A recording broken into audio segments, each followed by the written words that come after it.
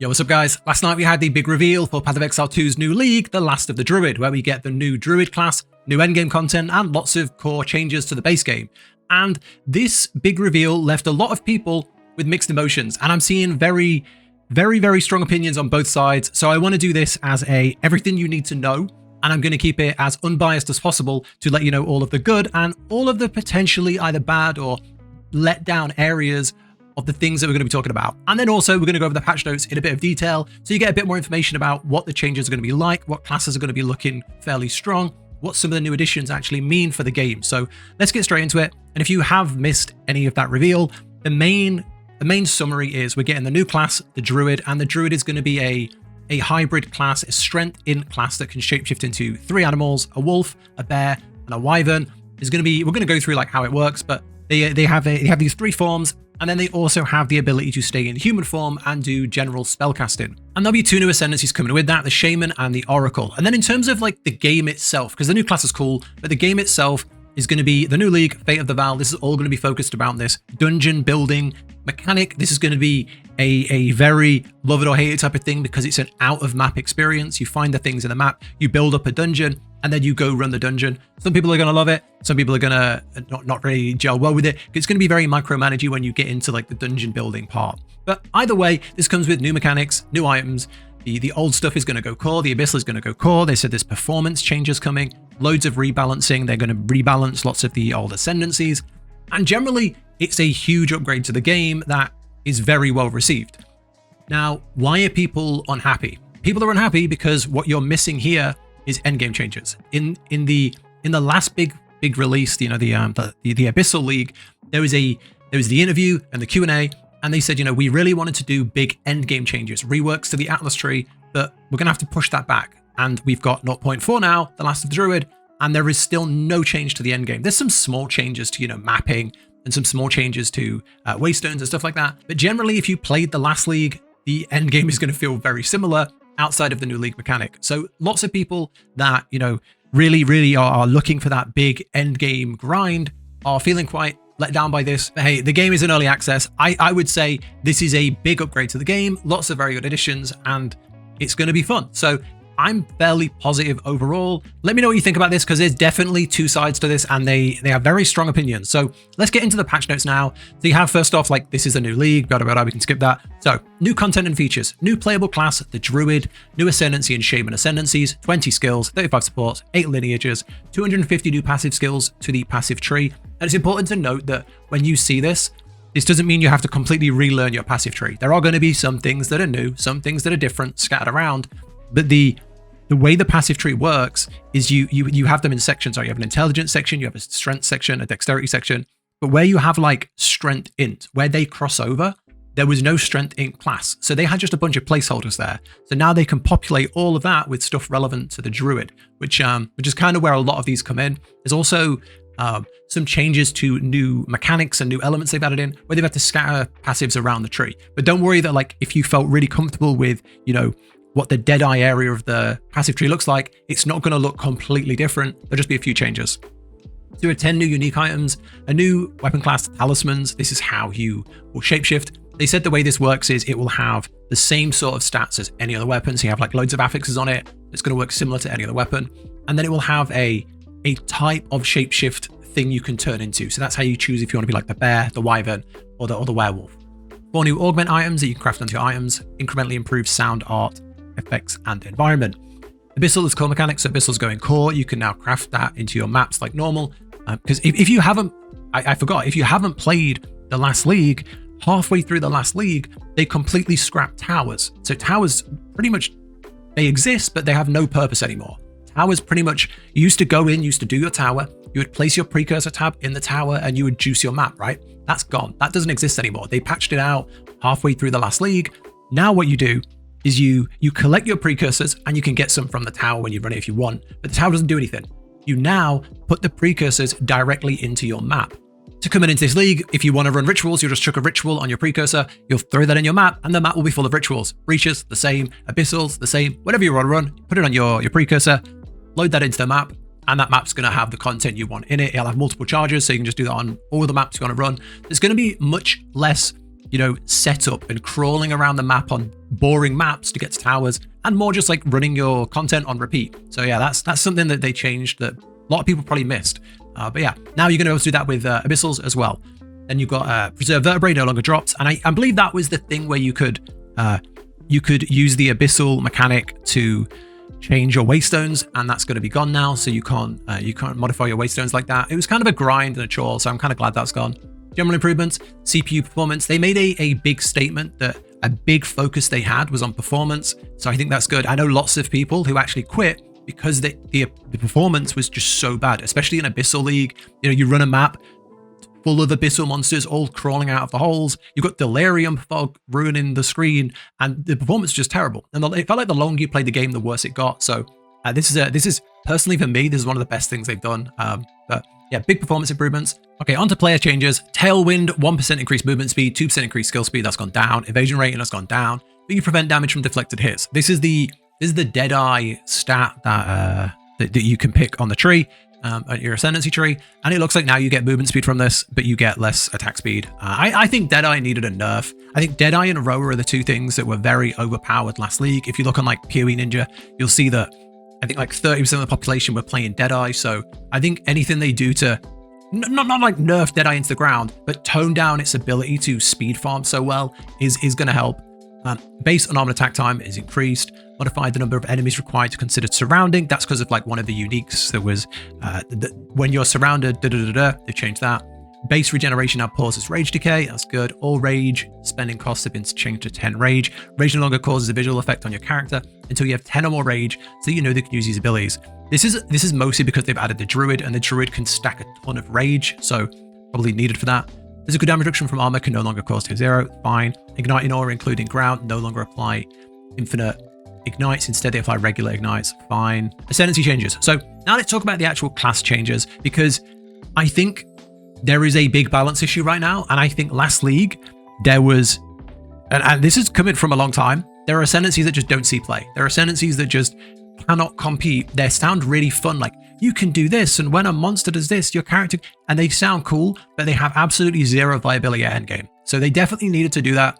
Let's go through it. Okay, so first up, we got Deadeye. Windward removed. Now, if you don't know, Windward was like 3% damage reduction per stack of Tailwind, and Tailwind could stack up to 10 times. I think it's something like that. So you could stack a ton of damage reduction.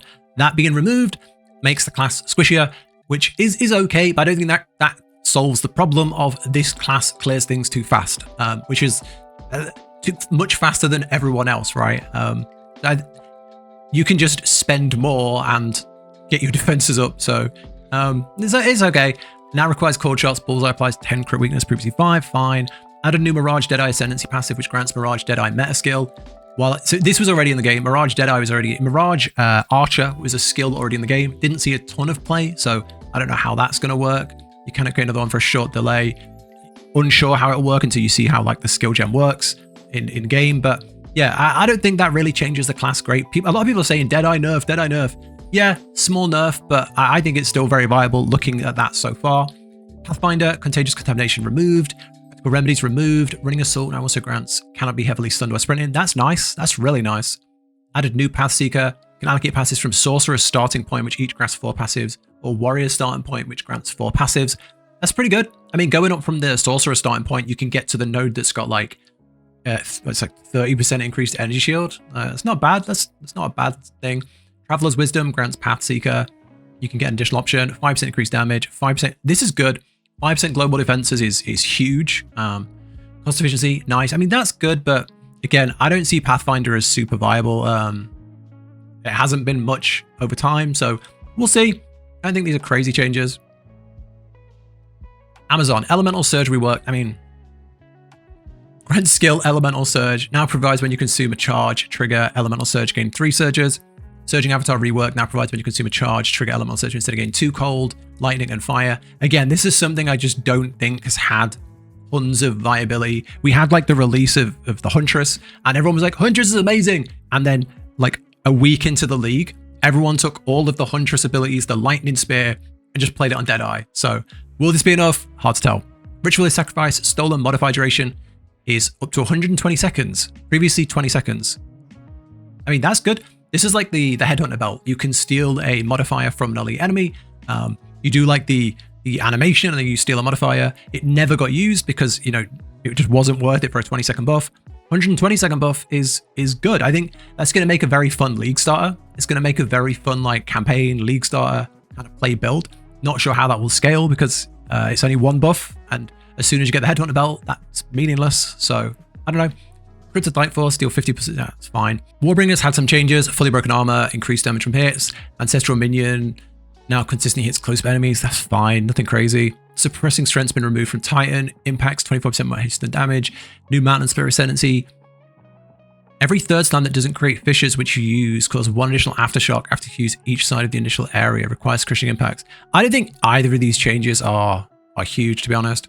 Smith of Pitava has been completely reworked. New Notable gives you 200 armor in addition to other bonuses. A bunch of things removed, and these have been added instead. So when you have your body armor, you get 60% increased glory. 100% increased thorns damage is huge. Very exciting, that is. That's actually really interesting. You can do some cool stuff with that. Body armor gives 30% increased spirit. Again, that can be interesting. I think like, was Ghazi doing like a minion warrior build? You could definitely try that. Definitely would be interesting now. Try totems as well. Some interesting stuff. And then a bunch of like adjustments. 50% of crit damage taken up to 100. That's a good buff. Very good. Fire damage. Specific time, no reduced damage. There's 10% increased damage per level. Tempering weapon. No mana. There's nothing huge here. I don't think any of this is like big from an outsider view. The cooldowns on living weapon from 10 seconds to 6 don't really make it a super awesome endgame viable ability, in my opinion. Infernalist. Allies you present get 50% damage as fire. See burn gain elemental archon and you cast a spell while on high vital flame. Pretty interesting for minion builds, I think. That's pretty cool. Blood Mage. Blood Mage hasn't had a nerf, which is wild. Blood Mage was so strong. Blood Mage was really, really, really good in the last league. I was expecting a big nerf to Blood Mage. I guess not. Stormweaver. Now, as someone who loved Stormweaver on release, they've gone down this like elemental infusion route. You gain another elemental infusion. You gain them from further away. The limit's doubled. I think they're trash. I think they're terrible. I don't like the playstyle. I don't think they scale well. I personally, I don't think that's going to do anything, but we'll see in game. Prove me wrong. But I don't like this. I don't like this playstyle at all. Chronomancer. Inevitable Agony, granted my inevitability has been updated. Now ignores the curse limit. Now causes curse targets like 50% of hit delta more cursed again when curse expires. Previously 20%, scaling to 33%. That's interesting. I don't think it's a big enough change to make Chronomancer viable. Gemini Legionnaire. Thaumaturgic Infusion now grants +1 to max cold, +1 to fire. So you can really stack your resistances. Pretty cool. Passive skill generates charge every 5 seconds, previously 1 every 8 seconds. I mean, it's going to be tankier. Not much else to say there. The support fire skill, Unleash Hell, has been updated. Death from above 20 seconds, previously 40, so you can cast it more often. Volley every 0.75, previously 2. More cast speed. Now fires 6, previously 4, so bigger AoE in a bigger area, double the area, 7 to 14. But it's had a nerf on damage. That's going to be a small buff, I think, without running the numbers. That's like a small buff. Strategic Embankments updated. Artillery Ballistic grants 40% increased build-up, 20% skill speed, 25% more damage against immobilized enemies, mortar cannon, 25% damage. The problem is these don't scream like they're going to scale really well into endgame. I don't know. They sound okay.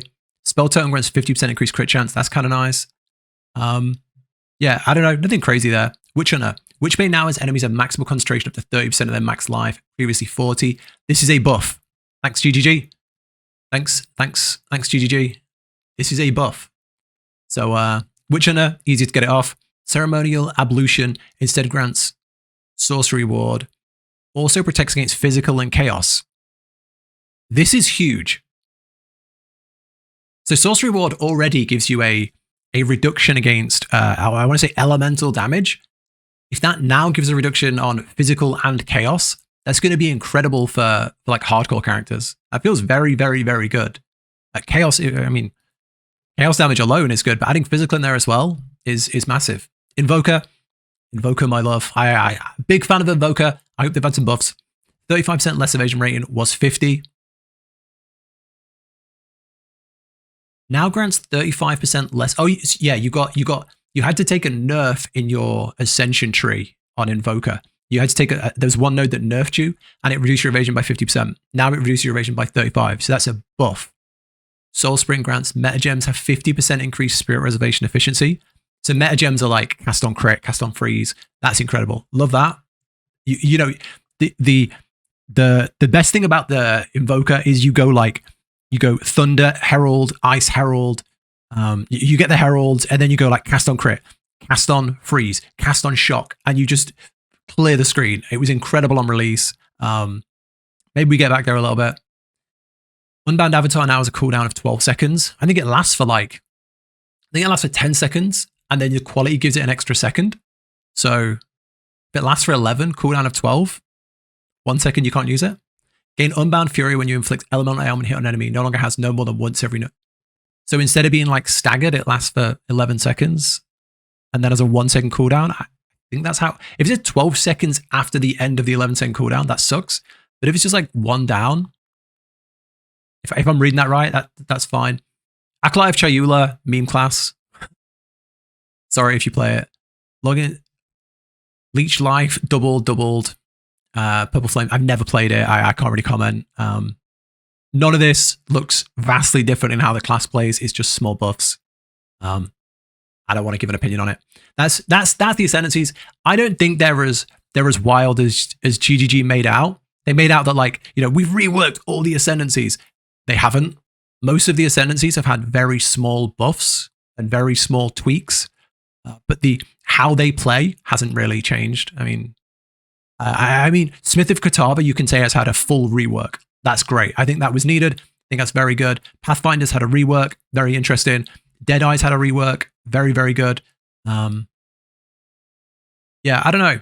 Tactician, kind of rework. You could say Witch Hunter's had a bit of a rework, but generally just a few buffs here and there. I think the meta isn't going to vastly change based on that, but you have to look at the support gems and skill gems and all that stuff. But yeah, I don't know. What do you think on that? What do you think's going have I missed anything that looks incredible there? I don't play every single class, so there's some stuff's going to get lost in the weeds, but yeah, let me know. Okay, changes on the passive skill tree. I've read through it generally, briefly, and there's nothing wild in here, so I'm not going to go into tons of depth here. 252 passives on the Druid side, which means we're getting 250 passives on the Strength Int section of the tree.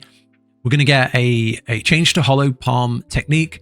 75 item evasion rating per armor was 25, so that's a nerf. It sounds like a buff, it's a nerf. It was every 25 evasion you have, you get 1%. Now it's every 75, so you need 3 times more evasion per 1% that it gives you. That's a nerf. But then the base attack speed is increased. There's a little counter off, so I think it's an overall nerf, but prove me wrong. I don't know. Tell me if I'm wrong. Renew attack area of clusters to the monk part. Needed. I think monk needed a little buff, a little bit more flavor. I think it was needed, especially after the giant herald nerf. 2 projectile speed clusters in the merc section. Needed. Bow cluster and projectile cluster in the ranger section of the tree, granting surpassing chance to fire initial arrow. One thing they needed more arrows, right? I don't know, strange. And then a bunch of changes to remnants, which is fine. Pure power gave 2% increased lightning damage per 10 in. Instead, it now grants 10% more max lightning damage. So they're really trying to stop people stacking. Stat stacking. No, they don't like it. And they're getting away from it, I think. Okay, now going through the rest, I'll give you the high-level summary of the big things. So when it comes to gem changes, there are some changes that take from one thing to the other. So requiring Dex is going over to Int. Things like Font of Rage, Ricochet, 3 gone. Then as we come down to the big gems, like the lineage gems, what we're seeing here is they are getting a buff to what they do and a nerf to how easy it is to get them. So basically, they're going to become rarer, more sought after, and probably more expensive. This is good. I think this is good. Chase items are good. There are tons of support gems in the game that you can go and get without needing these. None of these are really needed, but all these ones, if you've played Last League, you'll know what I mean. They've got the named Tekrod's Revenge, Rigward's Frosty. They're named lineage gems. They're just going to be cooler. And if you're playing a meta build, a really cool one is going to cost a lot. And if you're not, you can probably find some really cool builds and really cool interactions here. That is going to be really fun. Now, after that, we have Nova Projectiles. This has been nerfed. They put an 8-second support gem cooldown on Nova Projectiles. That's good. This was a super overpowered gem. What it did was when you shoot out an ability, it would split. So it would like split in all directions. And the problem with it is if you could get your damage high enough to, you get your damage to be able to clear like a juice tier 15 map, then you get your damage even higher that you can slap on Nova projectiles, which reduces your damage by 40%. If you can still clear the screen, you're just on a wild mode after that. So I think it made so much other stuff insignificant because it was just so good. And I think that's a good change, but I hope that doesn't just remove it from the game. It means that you'll be using it more on like a big ability rather than your general screen clear ability. Bunch of other changes anyway. Skill changes. Frozen Mandibles can no longer be bound as a Spectre or Tamed Beast. This was the big ant that did the big effect every second, the really annoying effect. And it was so OP that almost any other minion or Spectre couldn't compete. So it should have just been nerfed, I think. Nerf it down a little bit, but removing it completely, a little bit strange. And then buffed Spectres across different acts and their endgame variants. And they're going to release more information on that. So if you enjoy that gameplay, if you enjoy going and getting Spectres and, you know, testing them out, you can go do that all over again because it looks like they're changing them all, which is interesting. I don't like this nerfing things and like removing them because they're too strong. Just nerf it a little bit. But hey, we'll see. Maybe they're going to add it back in later in a nerfed state. And then there's just tons and tons of changes. And I would just say, go look up the thing you're most interested in. This will be an hour long if I read through every single one of these. Unique changes, again, tons and tons of changes. Item changes. The big highlight here is all of the runes are going to get limited to 1. So generally speaking, most runes, the good ones, limit of 1. So you can't like, you know, corrupt, double corrupt, super socket your item and then fill it with like the really expensive gems. You're going to get 1.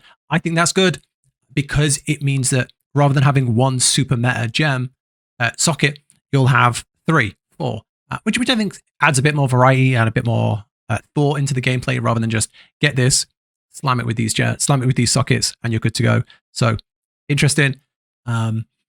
This thing here was quite interesting. New modifiers been added to bows, so you can no longer get bows fire additional arrows at all. Doesn't exist. Has been disabled, but you now get % surpassing chance to fire an additional arrow. So it starts 25%, goes up to 200%. So you could cap at like double arrow, basically. This feels like a nerf, but I'm not sure if this can then appear in other places. Because before you would have like the bow that has like fires additional arrow as an implicit, and then you would get it again as an affix. Does that mean that you can now not get it as an implicit and the max you can get is 200%, like a double arrow? So I don't know. We'll see. We'll see in game what that really means. There's been a bunch of buffs to focuses, giving like base energy shield increases, which is nice. You've got some changes to melees and how they scale. And then we have some changes to the item levels. So you've got things like Of the Mage now gives +1 to spells from 2, +3 down to 2, 4 down to 3 to 4. So generally bringing down those plus levels because they are just so they're so dominant. Having that is like always the best thing to have. So bringing that down a little bit to hopefully give you more of a reason to take the other stuff. Yeah, I don't know. Some fairly interesting changes. Obviously, look up the thing you like the most is what I would say, because there's tons of changes here. And if you're in the depths of a certain class, they're going to mean a lot more to you if they affect the build you like the most. Then Endgame Changes. Now, the biggest change that they mentioned during this big reveal is that they wanted to reduce the density of the mobs in the map. So people were complaining that there were too many monsters and they were getting overrun. I 1 billion% disagree with this. I think the best thing about PoE is getting swarmed by monsters and being able to just like smash through them and just wipe out a whole screen. I think that's incredible. It's one of the best feelings when you have like herald abilities and the lightning just pops everyone. When you smash the ground as a warrior and everything just goes like, I think that feels incredible. Compare that to something like Diablo, where there's like 5 monsters on the screen. You jump into the 5 monsters, do your attack, and then you look around, there's no other monsters to jump to. So you have to move along the screen for the next pack. It feels terrible. So I think this is a bad change. Personally, I think it's a terrible change. If you're playing a weak build and you're struggling, it's good for you. But I generally think that's bad. And it also means that the monsters that are left are going to have increased life, increased experience, and increased quantity of items dropped. So you're going to have these more stronger, tankier monsters. And I think that's a terrible, terrible change. But that's just my opinion. Let me know your thoughts on that. Tablets now have a max of 4 modifiers. To enable the ability to craft a tablet beyond 2, you need to have defeated the Arbiter of Ash. Again, I'm not a fan of that. I'm not a fan of that because I guarantee you there is a huge percent of the player base who's never even fought Arbiter of Ash because he's one of like the big bosses. I think he's the Citadel boss, right? You've got to do all the Citadels, then you unlock the Arbiter of Ash. I know people that have played every league and have never fought the Arbiter of Ash. So very strange. Very, very, very strange. Hey, is what it is. All tablets that would roll Regenerate Precursor can now roll on all tablet base types. The following tablet modifiers have been disabled. Quantity of items found in maps, disabled. Scary. Delirious monsters defeated in maps grant increased rewards. And then Delirium counters give chance for additional rewards. All gone. So we can no longer roll quant. Generally, rolling quantity was like BIS. You could say like rares and rarity was also good. But quantity was like golden. It was like the thing that is always good no matter where you are. So strange. Then instead, we're going to get new tablets. Challenger, which gives increased effectiveness of monsters in your maps, which is good. Unique monsters in your maps have 1 additional rare modifier, which is good because that increases the drops they're going to have. Re-enabled the Undertaking, which gives maps have 1 to 2 additional random modifiers. Now, this is good if you're an endgame pumper with a really good rounded build. If you've got like a build that generally has no major weaknesses, that's going to be amazing. If you've got a really expensive build that has all the bases covered, all the defenses covered, you're great. If you're not super juiced, super min-maxed, you roll a bad modifier here by accident, the map's cooked. If you roll something like that goes against your build, so like something that affects cursors and you're a curse build, that map is over, throw it away. So I don't know, interesting change. Yeah, interesting. The following tablet modifiers have been buffed. So I've looked through these and it looks like they're buffing the low end and not touching the top end. So you can see like rarity was 10 to 30, is 18 to 30, and that's the whole way down. You know, it's all the way down. Was 5 to 20, is now 10 to 20. So generally they're bringing up the floor. So the lower end maps are going to feel better, or the maps that you roll badly are going to feel not as bad, but you can't push any higher. What was 30 is still 30. You can't take rarity any higher. So I'm very, very, very nervous of the end game of the mapping with this. Cartographer now grants 30 to 50% increased quantity of waystones. Rare monsters have 58% increased additional modifiers. There's nothing here that then you've got like the specific things. You got increased monster, magic monsters. You got 10% monster density. Then you've got the league specific things all down here. But I will say nothing here fills me with hope. Nothing here makes me excited for the end game, which is worrying. But you know, you don't know until you're in it. But there's nothing here that says we're taking 40% of the monsters out of the end game, and there's nothing that like replaces that with, oh, but we're doing this really cool thing. You can roll more modifiers. You can roll 4 things on your waystone. We'll have to wait and see. We'll have to wait and see. You can no longer instill emotions, so you can no longer make your maps delirious, where you put the emotions on the waystone itself, and then it adds the fog. Improve the visuals with a radius around the player that improves clarity. This is the best change ever. This is incredible, huge, W, amazing. Delirium no longer has the reward indicator. Instead, Delirium wants to have a chance to drop emotions. Yeah, overall, I'm very positive about every single change they've made, except for this. I'm very, very nervous that we haven't had a big endgame rework, and the endgame didn't feel great last league. And this change could make it worse. But hey, we'll see. We'll see. Yeah, that's it really. There's obviously like some changes to mobs, some user interface changes, but generally, that's the patch notes. Let me know what you think. I haven't gone through it in a huge amount of detail because if you only have ever played a sorcerer, you don't care what happens to all of the warrior's 100 abilities, right? And their items. So go through it specifically if there's something you're interested in for yourself. But that's the changes. I think Druid looks incredible. I think the Ascendancies look incredible. I think Fate of the Val looks amazing. Endgame, I'm nervous for. I'm very, very nervous for Endgame. But yeah, let me know what you think. That's it. A little wrap up of the patch notes. But yeah, thank you for watching. Let me know your thoughts. Take care, and I'll catch you in the next one.